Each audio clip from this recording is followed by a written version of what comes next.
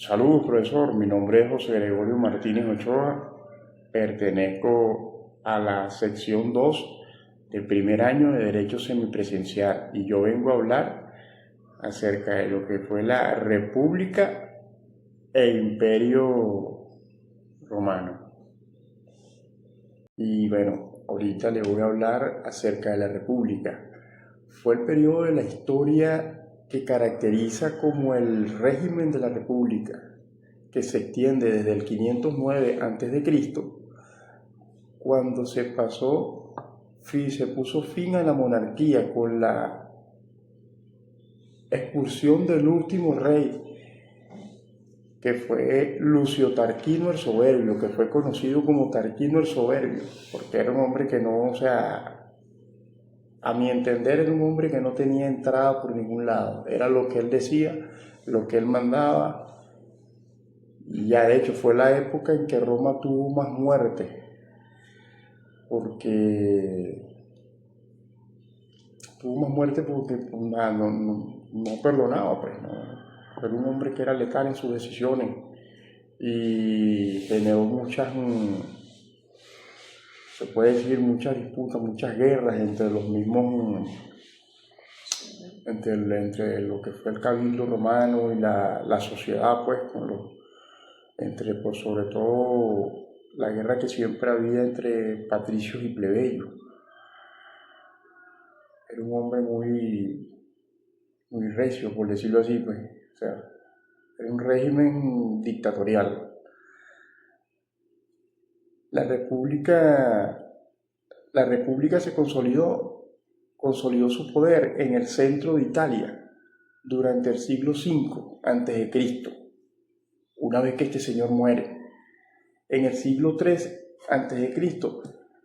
se disminuyeron las diferencias entre los patricios y los jefes de los plebeyos y se agruparon en una aristocracia dirigente, que eran las nobilitas.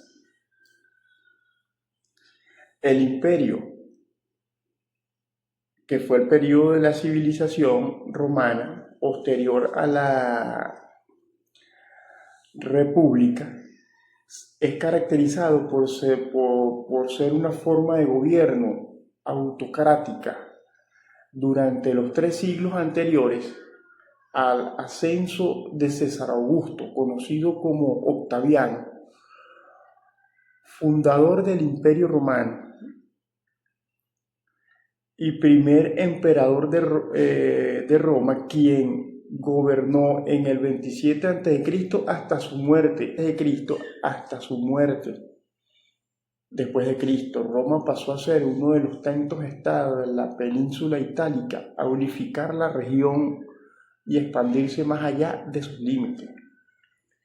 Este sistema político del imperio surgió tras las guerras civiles que surgieron a la muerte de Julio César, quien fue un monarca. El imperio romano y sus naciones de autocracia, derecho y ciudadanía dejó en profundo impacto en la historia de Europa, en el sentimiento de compartir cultura e identidad como se debió a la propia naturaleza del imperio, ya que se agruparon las provincias europeas con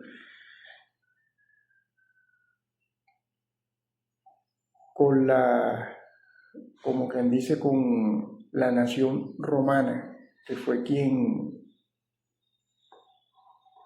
pasaron a ser parte de las provincias itálicas en Europa, después de todas esas guerras que se suscitaron durante los imperios, durante la monarquía, durante la primera etapa en su fundación. Llegó un momento en que estaban ya prácticamente viviendo tiempos de paz y civilización, ya empezaban a integrarse con las repúblicas europeas, ya empezaban pero como dice el texto, rompió los paradigmas, los límites, se expandieron muchísimo más allá de lo que estuvieron en la monarquía, cuando estuvieron coactados, cuando tuvieron en el muro que los separaba. Entonces esto dio cabida a que todas esas cadenas se rompieran, pues, y dejó de ser un imperio para ser una república, entre comillas, libre. Digo entre comillas porque también tenían, como quien dice, ciertos códigos, ciertos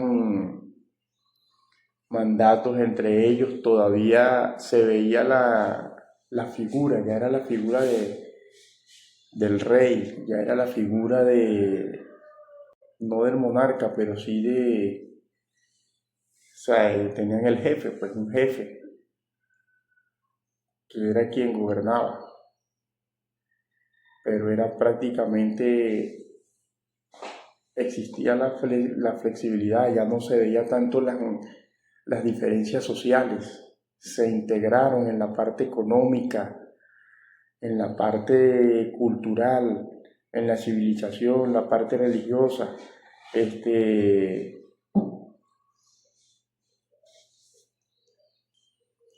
Bueno, cuando me refiero a la figura del rey, ¿verdad? Que, como dice, eran comandados, pues ya no era el emperador, el monarca, ¿no? Cabe destacar que el rey Servio Tulio fue quien dio cabida a que se reconocieran las diferencias sociales, ¿verdad? Y hubiera esa integración, pues, entre las distintas clases, ¿verdad?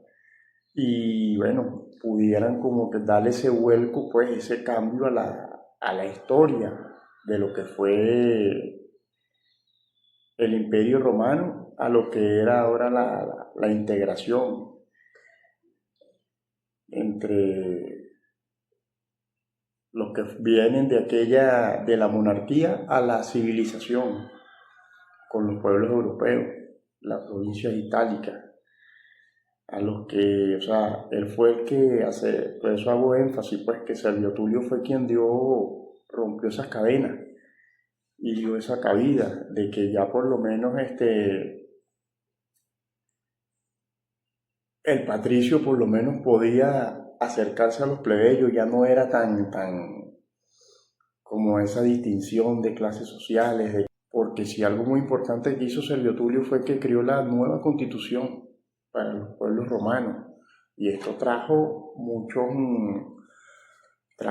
avance en lo que fue la civilización, las leyes. Ya se regían pues más que todo por la ley y no por los poderes divinos, como fue en un principio, sino que ya tenían, o sea, seguía con cierto rigor, pero se regían más que todo por las leyes, por los preceptos, por los códigos. Y eso, bueno, gracias a eso fue que trascendió en el tiempo. Y de ahí parte, de ahí es muy importante mencionar que de ahí parte, bueno, la historia romana, la historia de Roma y el nacimiento del derecho, que es lo que vemos hoy día entre las distintas leyes, código. De ahí venimos, de esa fuente que fueron las principales fuentes que emanaron las primeras leyes que existieron antes de Cristo. Bueno, hasta hoy en día en la actualidad que todavía nos regimos por leyes, por códigos, preceptos, influye mucho porque de allí ese es de ahí, de Roma, de toda la historia de lo que fue el Imperio Romano, la civilización, la nueva constitución, de ahí parte el derecho que a través de los años ha ido evolucionando y ha ido evolucionando y se ha ido caracterizando pues por ser cada vez más justo en sus normas, en sus leyes, que es lo que vemos hoy día, pues, de verdad.